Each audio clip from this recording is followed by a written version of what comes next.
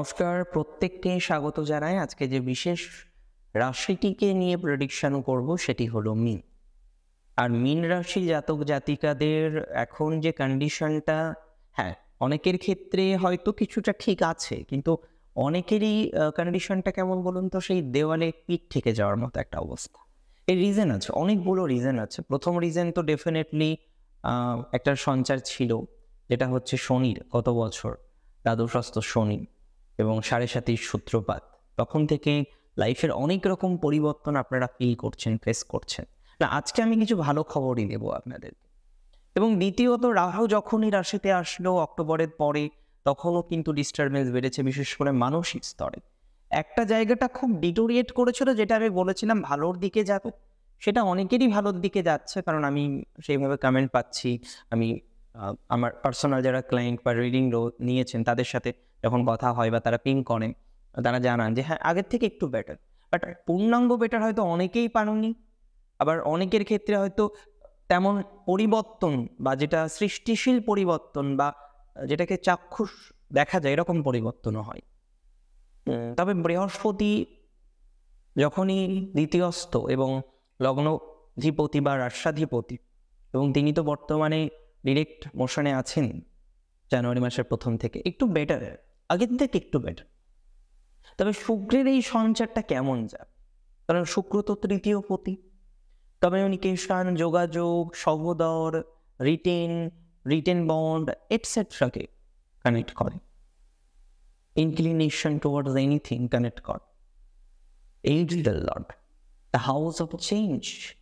এইটকে আমরা অনেক সময় নেগেটিভ ভেবে ফেলি। দেখুন, আমি বারবার একটা কথা বলি যে সিঙ্গেল কোনো হাউস নেগেটিভিটি দেয় না। অনলি এইট আছে, maybe for others reason, we have to calculate that. But এইটের সাথে যখনই 12 চলে আসলো, 6 চলে আসলো, that is a problematic phase. আমি পার্সোনাল রিডিংয়ের সময় বলে দিই যে হ্যাঁ, আপনার 6, 8, 12 দশায় চলছে। তো দ্যাটস ওয়াই প্রবলেমটা এতটা, এবং এই সময় থেকে আপনার ডেভেলপমেন্টের জায়গা আসবে। আমি স্পষ্ট কথা বলি। এখন প্রশ্ন হলো, মীন রাশির ক্ষেত্রে শুক্র যে অষ্টমপতি, এবং অষ্টম ভাব নিয়ে আমি কথা বলছিলাম, যে চেঞ্জ, পরিবর্তনশীলতা, sudden gain, sudden loss, 8th house থেকে আমরা দেখি। মোড অফ ডেথ আমরা 8th হাউস থেকে দেখি। যারা স্পিরিচুয়াল অকাল্ট এডুকেশনে আছেন, 8th হাউস থেকে আমরা জাজমেন্ট করি।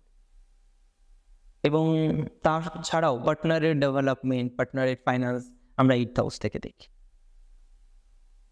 পিতার কিছু জটিলতার জায়গাও আমরা 8th হাউস থেকে দেখি। অ্যান্ড তার সাথে এই গ্রহগত সমন্বয়টা যে হাউসে যাচ্ছে, সেটি হচ্ছে 10th house, the house of fame, reputation, name, profession, কর্মজীবন, অ্যান্ড সাম অফ আদার। তাহলে এই 10th house, 3rd house and 8th হাউসের যে কোলাবোরেশন, যে প্ল্যানেটটি রয়েছে, সেটি হলো ভিনাস।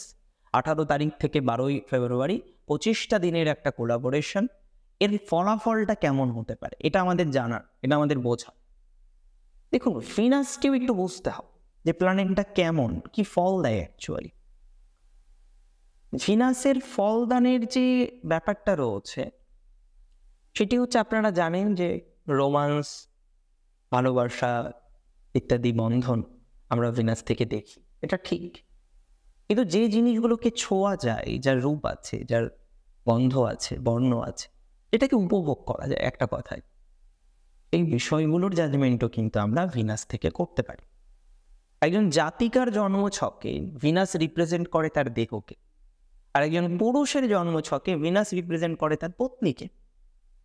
অর্থভাগ্যের ক্ষেত্রে ভিনাসের দরকার প্রভূত পরিমাণে, বিকজ টাকা থাকলে তো আর ভোগ করা যায় না। অনেকে আছেন দেখবেন প্রচুর টাকা ইনকাম করে, লক্ষের উপরে, হয়তো 15-20ও ইনকাম করেন, এরকম কিছু মানুষও আছেন।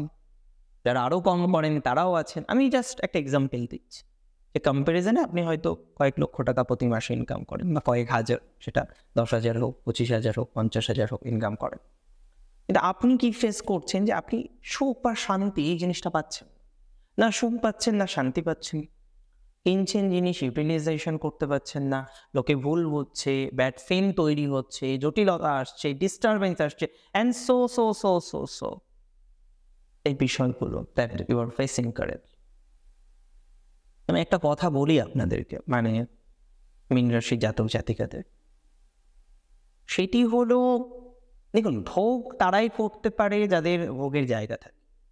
জন্মছকে যদি ভিনাসের পজিশন ভালো না হয়, ভিনাস যদি স্ট্রেংথে না থাকে উইথ পজিটিভ সিগনিফিকেশন, ভোগ করা যায় না। আপনি হয়তো কয়েক কোটি টাকার সম্পত্তির মালিক, কিন্তু আপনি খরচ করতে গেলে হয়তো তবুও দ্বিধাগ্রস্ত হন, কারণ আপনি আপনার পরিবারের কথা চিন্তা করেন। তো এই বিষয়টা কেন আসবে? এর পিছনে তো রিজন আছে। What is the reason? Reason is nothing but the position of Venus. আবার অনেকে দেখবেন কিচ্ছু নেই, হয়তো মাসে 15,000 টাকা ইনকাম করছে, 30,000 ইনকাম করছে, সেখানে দাঁড়িয়ে তার ভোগ করার ক্ষমতা অনেক বেশি। সে বেশ আনন্দ ফুর্তি ইত্যাদির মধ্যে থাকে, বন্ধু বান্ধব নিয়ে থাকে, থাকতে ভালোবাসে। এই বিষয়গুলো ভিনাস রিপ্রেজেন্ট করে। তার সাথে ডেফিনেটলি কনজুগাল লাইফের ক্ষেত্রে ভিনাসের অবদান অনস্বীকার্য। অ্যালং উইথ দ্যাট আমরা ডেফিনেটলি এটা জাজমেন্ট করি বা দেখি যে ভিনাস একজন জাতক জাতিকার কোনো রোগ দিতে পারে কিনা, বিশেষ করে সেই যে অর্গানগুলোর অধিপতি বা অধিপত্য নিয়েছে। আপনাদের ক্ষেত্রে প্রাথমিক অবস্থায় আমরা কয়েকটা জায়গা পজিটিভ দেখছি, কয়েকটা জায়গা নেগেটিভ। পরিষ্কার পজিটিভিটি কি আছে বা আদৌ আছে কিনা সেটা দেখুন। প্রথম যে পজিটিভ আউটকাম বা জায়গাটা দেখতে পাচ্ছি ভিনাসের এই সঞ্চারের ফলে, সেটি হচ্ছে আপনাদের একটা এনহান্সমেন্টের জায়গা আসবে প্রফেশনাল লাইফ। আমার কথাটা মিলিয়ে নেবেন যে প্রফেশনাল লাইফে একটা সুযোগ আসবে এই সময়। যারা এমএনসিতে আছেন, কর্পোরেটে আছেন, বা যেই প্রফেশনেই থাকুন না কেন, আর্ট কালচার নিয়েও তো অনেকে আছেন ইন্ডাস্ট্রির মধ্যে, তাদের ক্ষেত্রেও দেখবেন একটা সুযোগ, সম্ভাবনাময় সুযোগ আসবে পরিবর্তন করা। এবার আমরা অনেকেই না পরিবর্তন করতে দ্বিধাবোধ করবো কি করবো, আর মিনের মধ্যে কনফিউশন থাকে, ডুয়াল সাইন থাকাটা স্বাভাবিক। সো এটার জন্য অনেকে হয়তো সুযোগ নিতে পারবেন, কিছু ইনভেস্টের হয়তো সুযোগ আসবে, যেটা বুঝতে পারবেন না যে এটা আদৌ কেনা ঠিক হবে, কাজ দেবে, আদৌ ইনভেস্ট করবো করে লাভ হবে। এই যে থিঙ্কিংগুলো, এগুলো কিন্তু আসবে আপনাদের। এখানে যদি আপনি আমায় একটু প্রশ্ন করেন যে দাদা সবই তো বুঝলাম, কিন্তু আদতেও কি বিষয়টা থেকে রিল্যাক্সেশন বা রিলিফ আসতে পারে? স্পষ্ট ভাষায় বলে দিচ্ছি, হ্যাঁ, সম্ভাবনা আছে। সংযোগ তেমন দেখছি, রিল্যাক্সেশন রিলিফের জায়গা রয়েছে, এবং অনেকের ক্ষেত্রে রিল্যাক্সেশন রিলিফ এই বিষয়গুলো আমরা দেখতে পারব, এবং উন্নতির সংযোগ দেখতে পারবো। আমি বলে রাখি, কোন ক্ষেত্রে উন্নতি হবে? প্রফেশনাল ক্ষেত্রে। তবে পরিবর্তন হয় এই সময়, কিন্তু অনেকের জবও চলে যেতে পারে, কিন্তু চলে যাওয়ার পর আবার পেয়ে যাবেন সেই নিশ্চয়তাও দিচ্ছি। দেখুন, 8-10 কম্বিনেশন হচ্ছে, জব লাইফ প্রবলেম আসবেই, ম্যাক্সিমাম ক্ষেত্রে আসার চান্স রয়েছে। Possibilities of problem may come and the chance of the problem more than 70%. So problem may come, may arise, but আমরা বিষয়টাকে মিটিয়ে নেব, সমাধানও করে নেব, একটা জায়গা তৈরি করে নিতে পারবো। I believe so. আরেকটা কথা আমি বলে রাখি, মীন রাশি জাতক জাতিকাদের অনেকে দাম্পত্য জীবনে খুব অশান্তি চলছে। তারা এই সময় বুঝতে পারছেন না কি করবেন, কারণ অনেক রকম পদ্ধতি অনুসরণ করলেন, জটিলতার জায়গা অনেক রকম আছে, বাট অলদাও কোনো সলিউশন নেই। সেই কেস করলেন, কেস ঝুলে রয়েছে, কবেই হিয়ারিং হবে, কবে সমাধান হবে, এভাবে কতদিন চলবে? আপনার বয়স হয়তো এখন 45, 40-45, যদি কেস কামারি করতেই 50-55 বছর হয়ে যায়, কবে আপনার আর সেকেন্ড টাইম বিয়ে হবে, বা এই বিয়ে আপনি আর কি সুখ পাবেন? 50-55 পরে, হ্যাঁ, এটা নয় থাকি না, অনেক কিছু থাকে। আমি এমনও দেখেছি 58 বছর 62 বছরে গিয়ে বিয়ে করতে, আমার অনেক ক্লায়েন্ট আছে। এবং আমি এমনও দেখেছি 70 বছর 76 বছর বয়স, দে আর হ্যাপি, তারা সুখী। এই জায়গাটা কিন্তু খুব গুরুত্বপূর্ণ, এই জায়গাটা কিন্তু খুব ইম্পর্টেন্ট।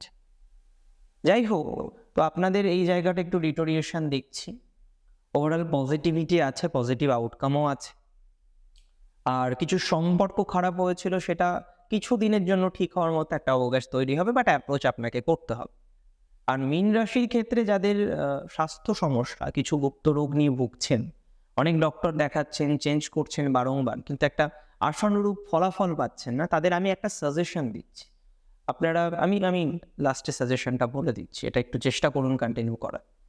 আর ডেফিনেটলি এখানে আপনাকে যেটা আমি বলবো সেটা হলো অল্টারনেটিভ মেডিসিনের ট্রাই করুন। আয়ুর্বেদিক, হোমিওপ্যাথি, এটা আপনাকে হেল্প করতে পারে। অনেকে সিস্টের সমস্যা নিয়ে খুব ভুগছেন, তাদের ক্ষেত্রে এটা একটু হেল্প করতে পারে। আচ্ছা, আরেকটা বিষয় আমি বলে দিই, যাদের সদ্য সম্পর্ক ব্রেকআপ হয়েছে, হ্যাঁ, সম্পর্ক নেই এখন, দুশ্চিন্তা সেটা নিয়ে আপনার, কি হতে পারে, আর সম্পর্ক হবে কিনা, সেই মানুষটাই ফিরবে কিনা, ভালোবাসেন তো আপনি না, এই জায়গাগুলোর উত্তর হচ্ছে পজিটিভিটি। পজিটিভিটি আছে, নো ডাউট পজিটিভিটি আছে। এবং আরেকটা বিষয় আমি বলে দিই, মীন রাশির ক্ষেত্রে যারা মেডিকেল প্রফেশন আছেন তাদের ডেভেলপমেন্ট আছে, তবে এই সময় ইনভেস্ট করার ক্ষেত্রে খুব সচেতনতা রাখবেন। সুযোগ আসলেও ইনভেস্ট করে দেবো তা নয়, একটু ভাবনা চিন্তা করে করব। শেয়ারে যারা আছেন তারা সচেতন থাকবেন, যারা অতিরিক্ত লটারির নেশা আছে একটু টাইমটাকে বুঝে তারপরে কাটার চেষ্টা করুন। লটারি ভাগ্যটা খুব ভালো। আর কিছু বিপদ আসতে পারে, বিশেষ করে বিপরীত লিঙ্গের মানুষের থেকে, এটাও একটু কনসিডারেশন রাখতে হবে, সাবধানতা রাখতে হবে। কোনো ভয়ভীতিমূলক সমস্যা, ডিস্টারবেন্স এগুলো আসতে পারে, এটা নিয়ে একটু জটিলতা আসতে পারে, বাট ওভারঅল সমাধান হয়ে যাবে। এটা নয় যে সমাধান হবে না, এটা নয় যে এটা এইভাবেই চলবে। সলিউশন আমি বলছিলাম যে একটা suggestion, it's suggestion, not the proper solution, but হ্যাঁ, we can get some solution through this suggestion. কী সাজেশন উই মে ফলো? এই সময়ে মা লক্ষ্মীর পূজা করা শুভ হবে যথেষ্ট পরিমাণ। শুক্র গায়ত্রী পাঠ করুন, আপনাদের রাশিতে শুক্র তঙ্গস্থ হয়, শুক্রকে খুশি রাখতে হবে, শুক্র গায়ত্রী পাঠ করুন। সাদা রঙের পোশাক পরিচ্ছদ এই সময় ব্যবহার করতে পারেন, বাট লিটিল বিট, একটা রুমাল রাখলেন ছোটোখাটো। পূর্ণাঙ্গ যে আমি সাদা ড্রেসই পরছি, সাদা পাঞ্জাবি, সাদা পাজামা পরছি না, পুরোটা নয়, সাদাটা অল্প ব্যবহার রাখার চেষ্টা করুন। আর তার সাথে কিছু চ্যারিটি করুন এডুকেশনের জন্য। যাদের এডুকেশনের প্রবলেম হচ্ছে, বই কিনতে পারছে না, খাতা কিনতে পারছে না, ভর্তি হতে পারছে না, তাদের একটু হেল্প করুন, দেখবেন এই টাইমটা আপনার একটু হলেও বেটার রেজাল্ট দেবে। অনেক ভালো থাকুন আপনারা প্রত্যেকে। অন্য বিষয় নিয়ে পরবর্তীকালে কথা হবে। আজকে এখানেই শেষ করছি। জয় শ্রী গণেশ।